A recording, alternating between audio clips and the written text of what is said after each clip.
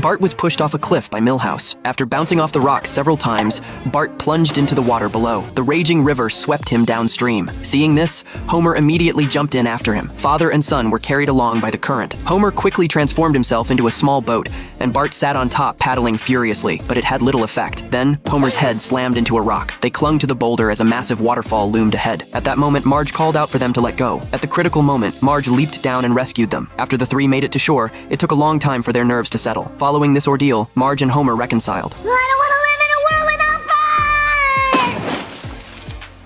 fire! Can he swim? What do you think?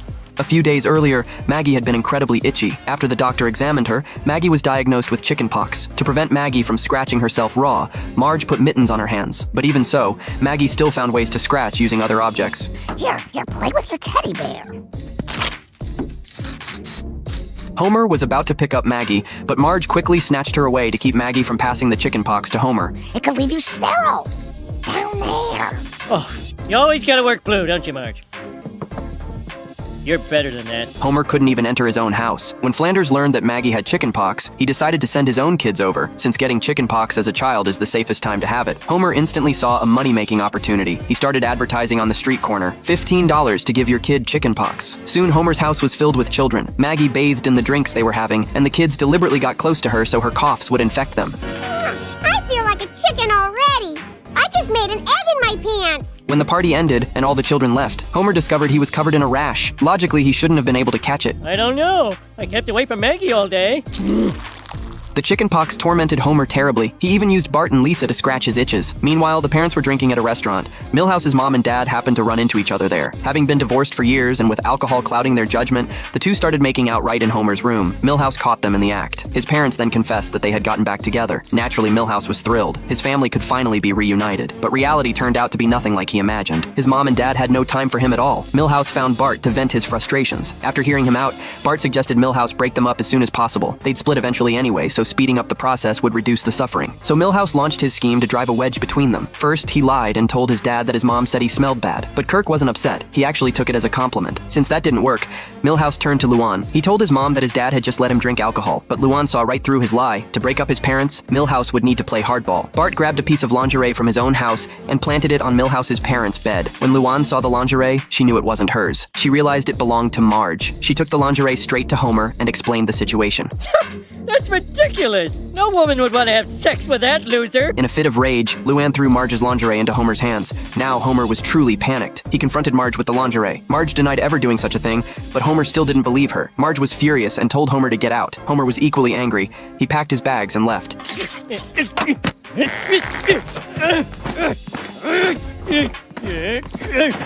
The plan was supposed to break up Milhouse's parents, but now Homer and Marge were the ones who had split up. Homer mistook Burns for an ice cream cone and immediately grabbed him and started licking. But when the taste seemed off, he let go of Burns and realized he wasn't eating ice cream after all. Just then, he spotted an ice cream truck outside and rushed out to chase it. You're fired. After running with all his might, Homer finally caught up with the truck and bought a popsicle for $1.50. However, he handed the vendor a $100 bill. The vendor's coin dispenser was nearly smoking from overuse, yet it could only dispense $1.75 at a time. Just as the vendor counted up to 99, he suddenly felt something wrong with his body. The next second, he collapsed and died outside the truck from a heart attack.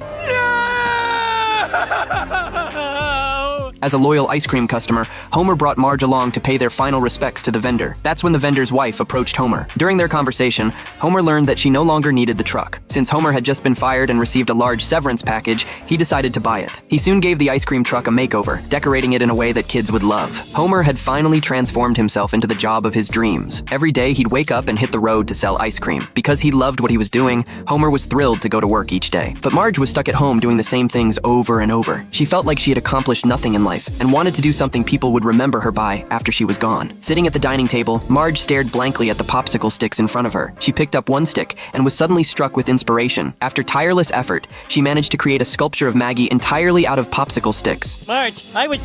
Fogart! Homer was stunned when he saw it. He had no idea Marge was so talented. He suggested she make sculptures of other people too. Soon, Marge embarked on her creative journey, finding many people to model for her. 2 weeks later, the Simpsons' yard was filled with sculptures. A wealthy German businessman discovered Marge's work and offered to host a solo art exhibition for her. When Marge heard the news, she was first shocked, then overjoyed. Shoot on the ye, not the haw. The exhibition was to be held in the Simpsons yard, but Homer had to go sell ice cream that day. He promised to be back before the exhibition started and drove off in his ice cream truck. What the hell do you kids watch? Oh, right, ice cream.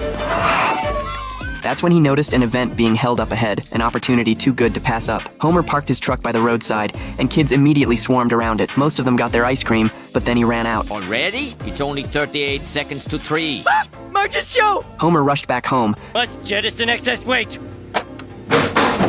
Ah! No!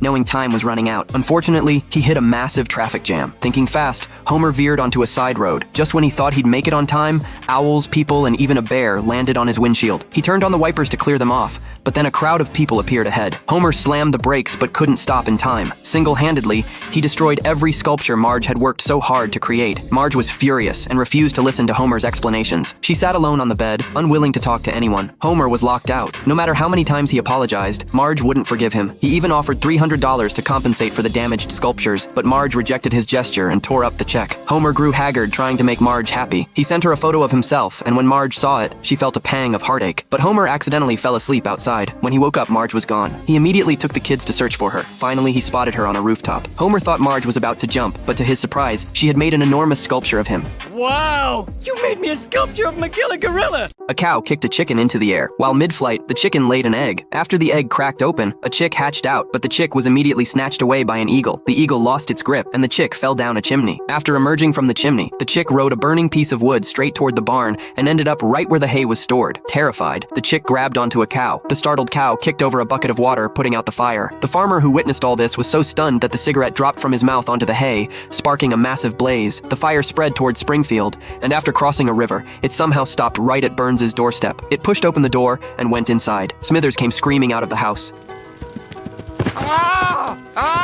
The fire continued spreading until it reached Springfield Elementary. Seeing this, Skinner immediately ordered Willie to put out the fire, but all the school's fire extinguishers had mysteriously vanished. Left with no choice, Skinner handed Willie a pack of wet wipes to fight the flames.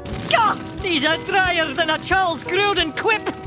Skinner couldn't figure out where the extinguishers had gone. As it turned out, Bart had stolen them all. He wanted to become the fastest kid in the world. Bart put on his helmet, climbed into his vehicle, and the moment he flipped the switch, the contraption he'd built shot off like a rocket. By now, the fire had engulfed Springfield. If it wasn't extinguished soon, everyone would be in grave danger. Just then, Bart arrived in the nick of time aboard his fire extinguisher-powered vehicle and successfully put out every fire in town. Without Bart, no one would have known what to do. The townspeople hoisted him up, hailing him as a hero. To show their gratitude, the mayor announced he would grant Bart any wish. After thinking it over, Bart decided he wanted a license. You kill? No, to drive. Shoot yourself. Bart got his driver's license. He could now legally drive on the roads. Just then, a car passed Bart. He immediately pulled up alongside it, and Homer started yelling at the driver. Bam!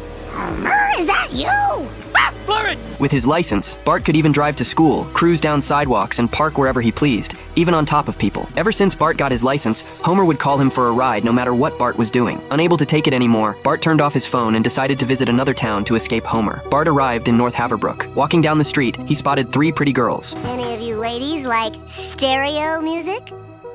I do. Darcy got into Bart's car, and they spent the day eating together and strolling in the sunset. But then, Homer called again. This is a matter of life and death. What is the difference between ketchup and catsup? They're gonna cut my head off! That night, Bart and Darcy watched a movie at a drive-in theater. A romantic scene on screen made them want to kiss each other. After that, Darcy suddenly wanted to marry Bart. What? She believed that once you kiss someone, you have to marry them, so Bart found himself pressured into applying for a marriage license. At the critical moment, he finally confessed his true identity to Darcy. She was shocked to learn Bart was only 10 years old, but she had a secret of her own.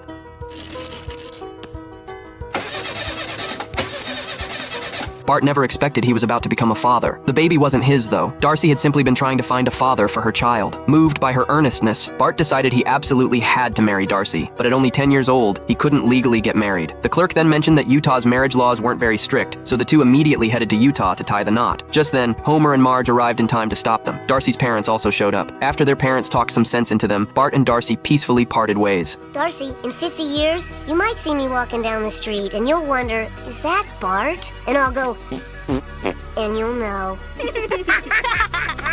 Bart and Milhouse were brazenly watching adult websites at home when they stumbled upon a shocking discovery. The setting in the video was actually Flanders' house. Bart and Milhouse were completely absorbed in watching when Homer noticed something was off and came in to investigate. Realizing Bart was viewing inappropriate content, Homer immediately grabbed Bart by the throat. You diabolico! Dad, look who's in there! Flanders! Flanders was completely unaware of what had happened, so Homer decided to spread the word far and wide. He showed everyone he met the video from the website, and soon all the residents of Springfield knew about it. When people saw Flanders at church, they would tease him about it. Yet Flanders had no idea what was going on. One day, Homer and Bart were watching with great interest at home. Homer needed to use the bathroom but didn't want to leave his seat. Marge noticed their strange behavior and leaned in to take a look. Bart, turn away from that screen and look out the window. No problemo. The scene outside the window was even more vivid than what was on screen. Marge couldn't believe Flanders would do such a thing. She dragged Homer by the ear straight to Flanders' house. Homer was reluctant to tell Flanders and made up a random lie, but Marge pinched his ear as hard as she could. Under Marge's threat, Homer told Flanders everything. Upon learning the truth, Flanders furiously scolded the two students who had taken advantage of his kindness and deceived him, then kicked them out. Opening the door, he found residents gathered around his house. The whole town is laughing at me behind my back. Flanders still thought Homer was a good guy, but he had no idea that Homer was the one who spread the news. Homer, is this true? Ned, I had no choice. It was just so funny. Flanders was extremely angry at Homer's actions. He felt utterly helpless, unable to believe that everyone had betrayed him. He was now deeply disappointed with Springfield. Then Flanders noticed a figurine in his home with "Made in Humbleville, Pennsylvania" printed on the bottom. He made a major decision to move with his children to Humbleville. Homer still hadn't realized his mistake. He had completely humiliated the best friend his family had ever had. After Lisa's persuasion, Homer came to Flanders' house with a gift to apologize, only to discover that the Flanders family had already moved away. He's gone! And it's all someone's fault!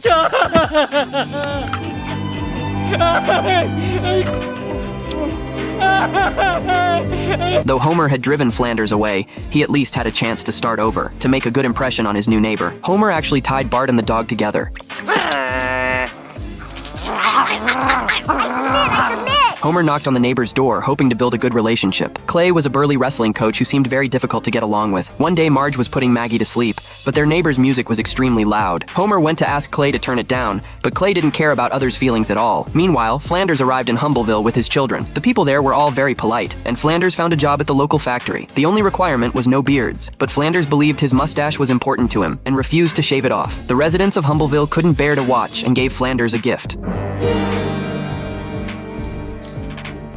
Back home, Homer was watching TV when it suddenly lost signal. He went outside and saw Clay cutting down a tree. When it fell, it damaged the power lines to Homer's house. Homer tried to reason with him, but Clay didn't care at all. He even stole gas from Homer's car. But I siphoned that gas from Flanders. Flanders. One day, Homer went to Humbleville and found Flanders. Only after leaving Flanders did he realize how much he missed this good neighbor. Homer begged Flanders to return to Springfield and sincerely apologized. Seeing this, Flanders agreed to Homer's request. We're moving back to Springfield. But I have a girlfriend! Now you got a pen pal.